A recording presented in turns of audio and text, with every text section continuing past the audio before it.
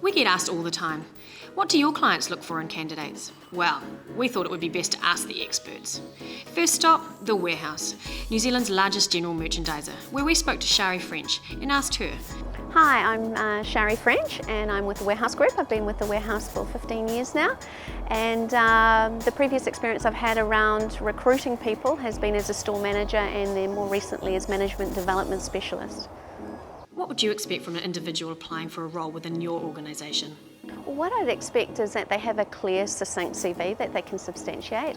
Also want them to have done some research and maybe have a look on the website, have a look at the warehouse, what our core purpose, our values are, and especially experience a store. So go in, have a feel of what the environment is like and an understanding of who our customer is. What has shocked you the most when dealing with individuals who have applied for a job? Well, what shocked me the most about people who have applied for roles is having no idea of the role that they've applied for. So it's just a job to them. The other thing is, with a lot of graduates these days, they want it all now. So those that want to be store managers within a 2-year period and a CEO within a 5-year period, not really understanding and appreciate the length of time it takes to build skills and behaviours to become great leaders for those roles. We spoke to Lance Campbell, General Manager of the Flying Mower, and when it comes to hospo, this guy knows his stuff.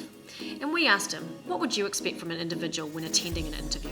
It's all about the presentation, being properly attired, having the right attitude, and being prepared for the interview, being ready to ask the right questions and obviously give the right answers. If you had to choose between two individuals, what would set them apart from each other? How would you choose? I would definitely look at their CVs, depending on the role I was looking for. If they had experience, great. If not, and it was just a general bar or wait job, it would definitely come down to the interview, down to how they came across, and again, back to the attitude. If they had the right attitude, were willing to come in and work and learn and do the work, then that's what would seal the deal for me. But it doesn't end there. We wandered over to catch up with Anna McCarty, Resourcing Manager at Vodafone New Zealand. Anna has seen it all and interviewed a lot. So we asked her, what would you expect from an individual in the first 3 months of their role? I would expect them to have really set themselves some goals for the first 3 months about what they want to achieve. That have well networked themselves around the business and really got an overview of what they are expected to achieve, that they've spent some time with their line manager and that they're really fitting in and feeling really settled. Has there ever been a time when an individual has started their new role and has done something that you thought, how bizarre?